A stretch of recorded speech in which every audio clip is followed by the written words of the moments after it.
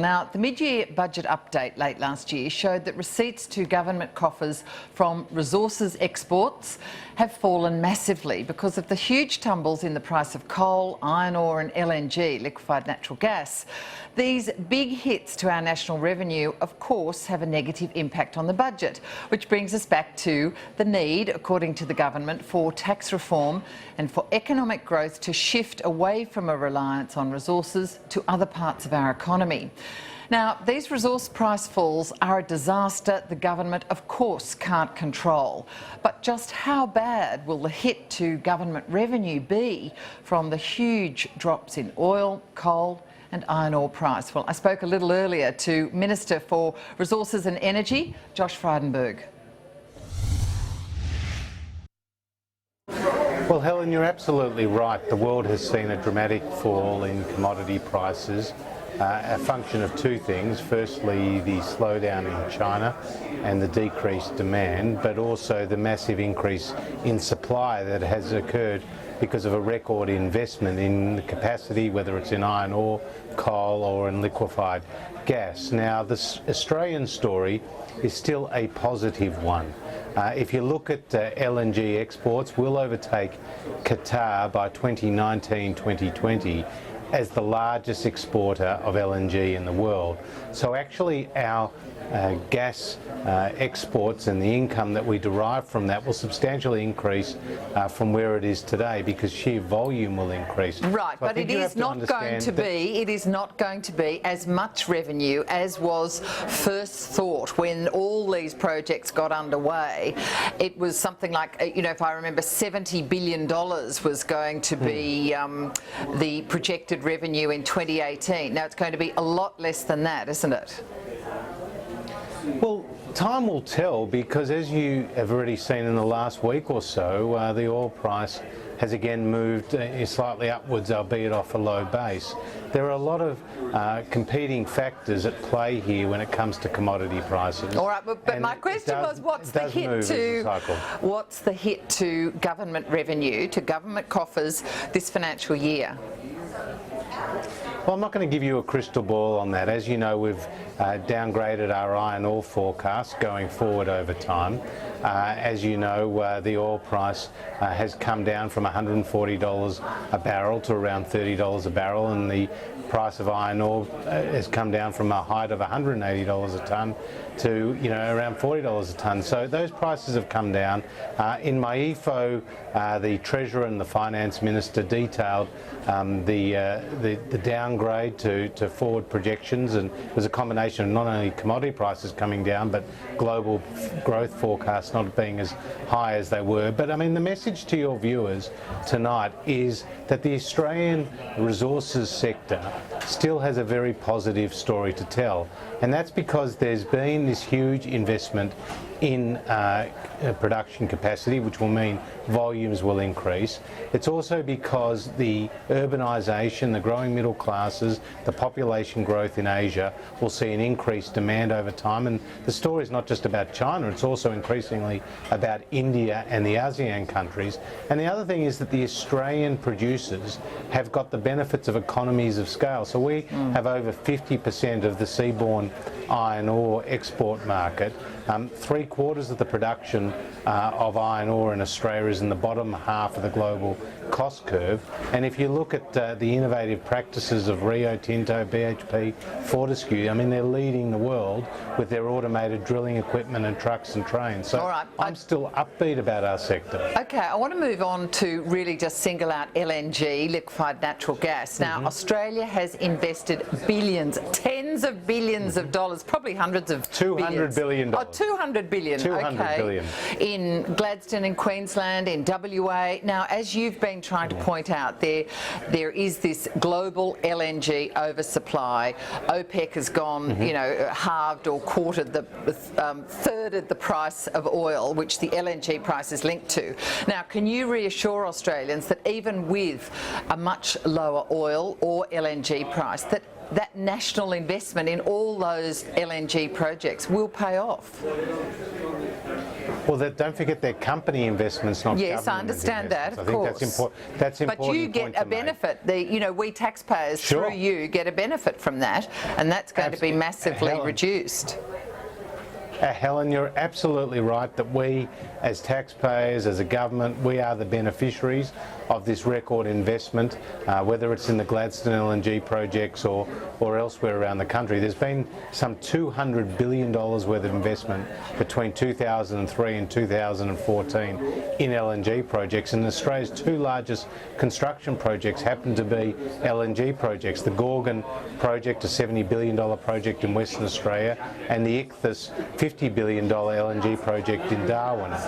It's important to understand that gas demand through the world will actually increase. So while the gas and the oil prices are linked, as you correctly say, demand for gas is quite different to demand for oil. Yeah, but I mean, there's so much oversupply at the moment of gas. Well, actually, with gas, it's a different story. And the International Energy Agency says that the global demand for gas will increase by 50% between now and 2040.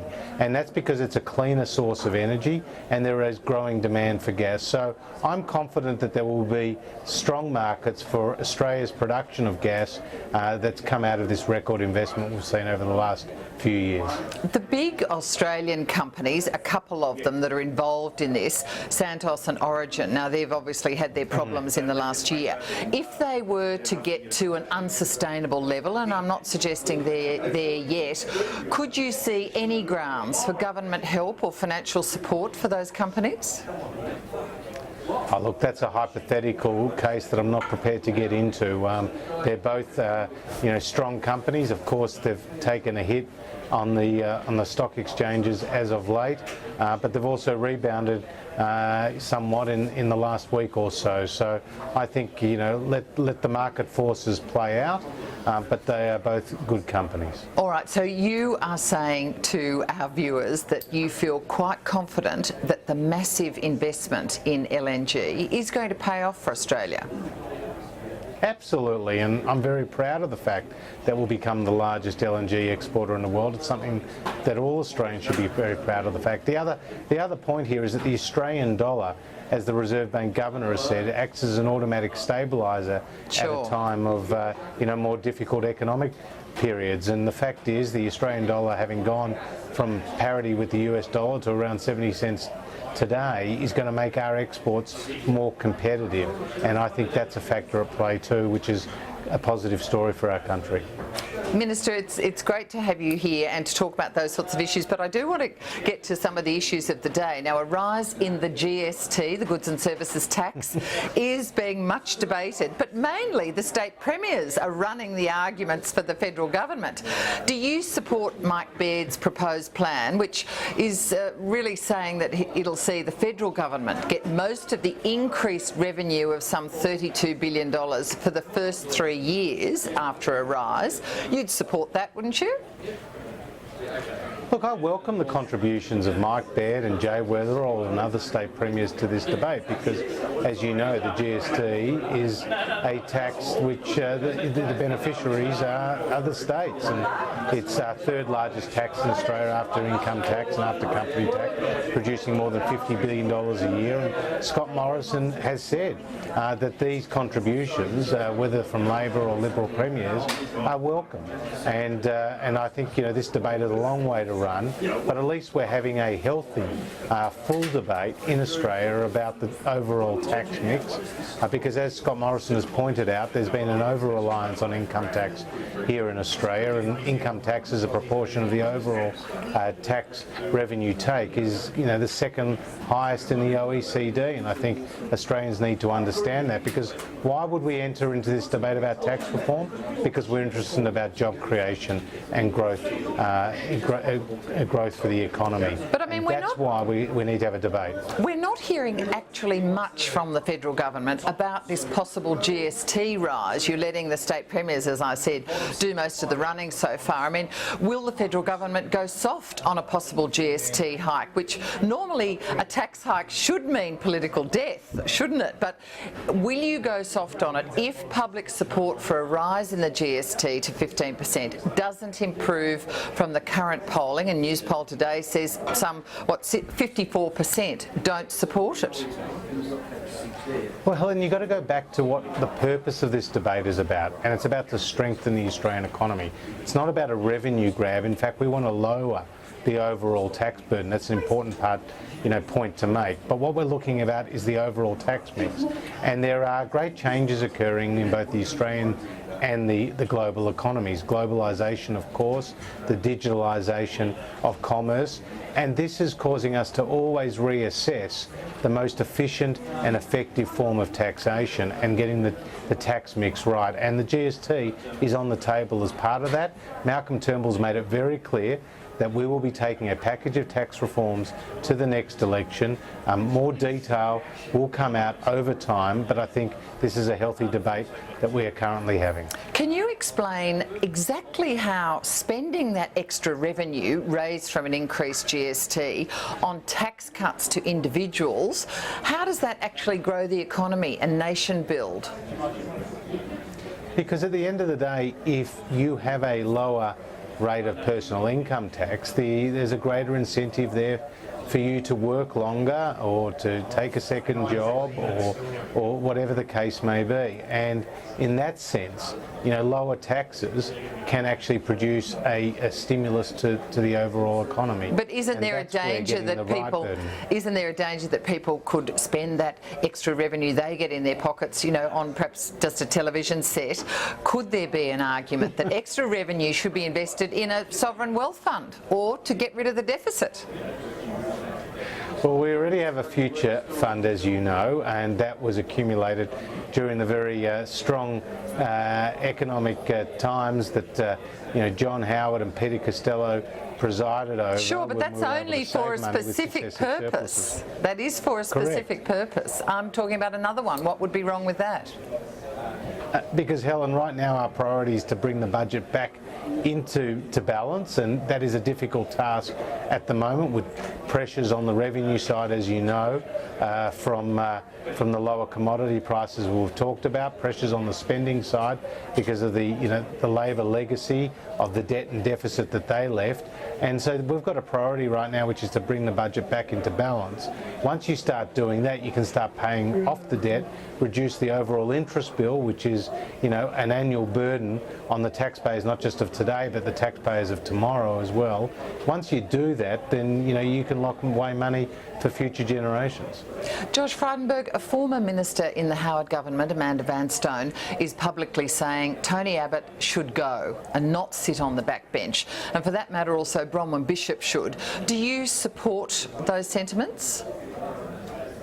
I've always said that these are decisions for individuals, and Tony Abbott, as a former Prime Minister, someone who's served in the Parliament with distinction for many years, is entitled to take that decision in conjunction with his family, and he's taken that decision. He's signalled his intention to stay.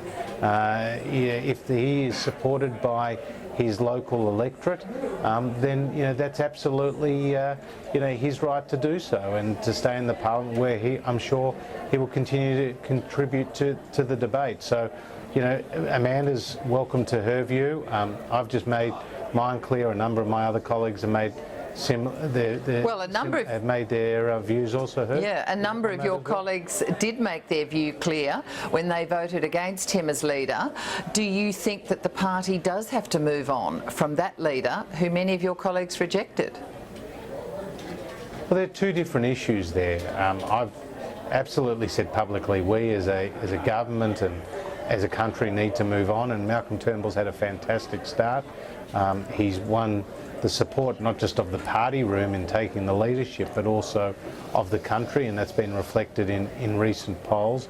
The innovation statement was very important. He's continued to prosecute an important economic debate. He's just come off a very successful trip to the United States But it does and also risk into sort the of Middle East. destabilisation, doesn't it? That all the spotlight goes on the former leader while he's still there. It takes oxygen away from the new leader, doesn't it?